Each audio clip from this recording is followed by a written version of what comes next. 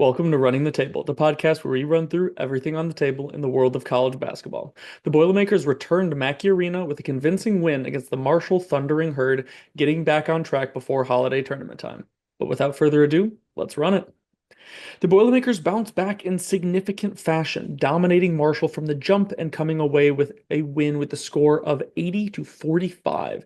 This one was a total team effort on both sides of the floor. A lot of different positives as well as some interesting zeros on the box score. And there's a couple of different ways you could spin those, but let's get into it. Coming off the tough loss and poor performance at Marquette, Purdue came out of the jump swinging, scoring on their first four possessions, which included two threes, one from Heidi and one from Colvin, in their first game in the starting lineup. That's right, we finally saw the small ball lineup everyone was waiting for actually start the game. Braden and Fletcher in the backcourt, Colvin and Heidi at the 3 and 4, with TKR in the middle at the 5. You could see the benefits of this lineup right off the bat, with a quick flurry of buckets that put Purdue up 17-7 in the first 5 minutes. Kim Heidi kept up his hot shooting, making all three of his threes on the night within the first 7 minutes of the game, setting the tone for Purdue's scoring. And it's so good to see him get comfortable shooting the ball again. Purdue kept extending their lead as Marshall struggled with foul trouble and knocking down shots.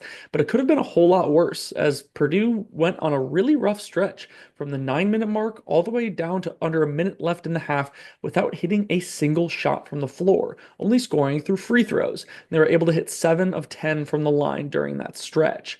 Luckily for them, Marshall kept struggling and they were only able to cut the lead back to 15 by halftime, 39-24. Purdue kept up the great defense to start the second half, jumping out to an 8-3 run to start the half, led entirely by TKR as he scored all 8 of those points. He could really get going in bunches, and this was another stretch where he just wanted it more than whatever big Marshall put on him. After that hot streak, the Boilers slowed down, but continued to build their lead little by setting the tone on the defensive end and attacking the basket to get to the free throw line. Miles Colvin didn't want to get shown up too much by Cam Heidi in the starting lineup debut, so he made sure to get his, scoring 5 of his 13 on the night in the middle of the second half, courtesy of a 3 and 2 free throws. The Boilermakers just had almost everyone going in one way or another. Even Will Berg had his stretch, subbing in just shy of the 11-minute mark and knocking down a couple of post hooks, a dunk, grabbing 3 rebounds, and even adding on 2 assists, a steal, and a block in just 9 minutes. Now, he did get his classic 3 fouls in that same stretch, but I'm choosing to focus on the significant positives he was able to bring in his short time on the floor. That same stretch saw Raleigh Burgess knock down a 3, CJ Cox get his lone bucket of the game, and Jakari Harris to get a layup to go as well, so it felt good to see the wealth getting shared with Purdue up big.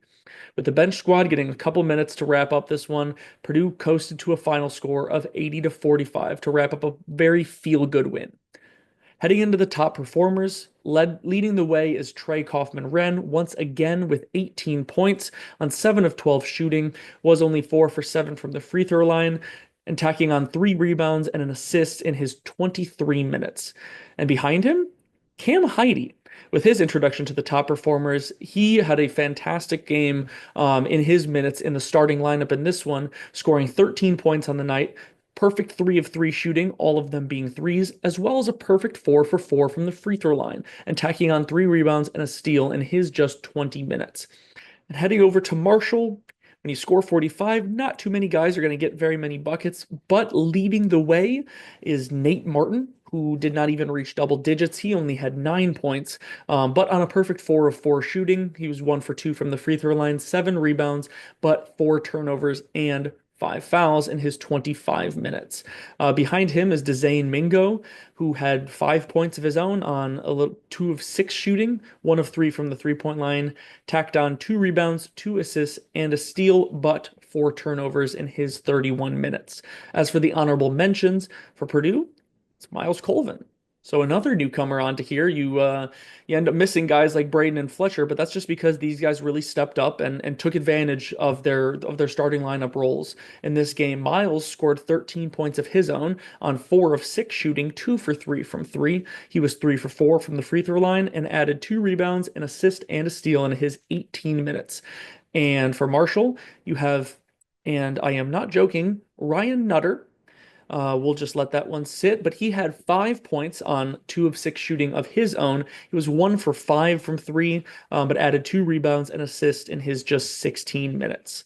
Going into the key team points for Purdue, again, and I don't want to keep talking about the same things, attack the damn glass. Take away the score, the shooting percentages, everything except for the rebounding numbers. I know Purdue was kind of coasting in easy mode for a lot of this game, and they were defending really well for most of it. But rebounding is still a part of the defensive side of the ball. Once again, playing a smaller team, they gave up 14 offensive rebounds compared to the 9 they were able to get themselves, and only won the rebounding battle by 1 because Marshall missed so many shots that they were bound to get a bunch of defensive rebounds no matter how little they cared to go after them. I know they can rebound. I watched that Alabama game, but they have to step into every game with that attitude. Secondly, it's alternative scoring. If you told me that Purdue would score 80 points in a game where Braden Smith and Fletcher Lawyer combined for 6 points, and all 6 of them were lawyers, I would have to assume that TKR put up a near 40 bomb. But that wasn't the case here. TKR did his usual, pretty efficient 18 points, and Braden and Fletcher combined to shoot 1 for 7. It may not have been the prettiest night on the floor for those two, or even the team as a whole, but they still managed to get 80 points from various different places. First of all, as we mentioned, Heidi and Colvin took full advantage of their spots in the starting lineup. 26 combined between the two of those was fantastic to see. Additionally, the bench guys stepped up with some extended minutes for a lot of guys who don't typically see that much time. 8 points from first. He was also 6 for 6 from the free throw line, which is incredible to see from him. 6 from Burgess, 6 from Berg, 6 from Harris, and 4 from Cox. It all starts to add up after a while. Even though none of them played perfect, they did more than enough to take care of Marshall, and it was refreshing to see some new faces get on the scoring sheet. And thirdly, it's capitalizing off of turnovers. It was clear that the Purdue defense manhandled Marshall, and they just weren't able to figure out ways around it. The Boilers took a page out of Marquette's book and caused 19 turnovers in this one, which they turned into 23 points off of turnovers. It's always easier if you don't have to go against a set defense, and it would do Purdue a whole lot of good if they can put this kind of pressure on other teams that are a whole lot more talented than the Thundering Herd. But speaking of them, heading over to Marshall, cool it from three.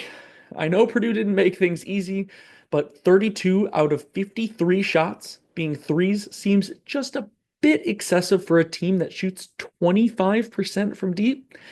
Maybe that's just me, but the numbers don't lie because they didn't even make close to that percentage on their 32 threes. In fact, they just made half of that, 12.5%, or a whopping 4 for 32. Purdue is by far the hardest opponent that they have on their schedule, but I do think they should rethink their game plan if they end up playing another team that wants to make it a bit tougher to get to the basket. Secondly, cool it on the fouls. With Purdue's offense not exactly up to its usual standards for most of this game, Marshall gave them the weapon they needed to keep this game comfortable: unlimited access to the free throw line. 26 fouls, 33 trips to the line, 26 of those ending up in makes. Marshall was just outmatched and got way too aggressive trying to defend Purdue's talent. Nate Martin, their most efficient scorer, taken out by fouls. 2 more starters with 4 and 3 fouls apiece. Even 3 players on the bench with 3 or more fouls. They just kept shooting themselves in the foot again and again with all those fouls, and Purdue just finally did what they needed to do and knocked down their free throws. And thirdly, cool it with the turnovers. Are you beginning to see a pattern now? The Marshall Thundering Herd may have been thundering a bit too hard. They thundered their way to 19 turnovers, once again giving Purdue way too many easy opportunities. They just couldn't get out of their own way. That was the biggest story on their side from this game. And I think they'll learn a lot from going back and watching the game tape on this one. Protect the ball, guard cleanly, and take good shots when they're there. As we move through Feast Week, Purdue heads to San Diego to play a familiar foe of theirs in the Rady's Children Invitational, their 2024 Final Four opponent, NC State. Both are different teams this year, but it will still be a very fun game to watch. Up next for Marshall is South Carolina State, a big step back from a top 15 team in the country, so they'll look to get back in the win column on that one. But that's all I've got for today. As we head into the Thanksgiving season, I am always so thankful for each one of you who tunes into these recaps, and I hope you enjoy watching them as much as I enjoy making them. Keep an eye on the channel. We've got quite a few of these recap games up, and there's always more to cover. Let us know what you think, anything we miss, your thoughts on the world. But if you want more from us, like, comment, and subscribe, and until next time, I'm out.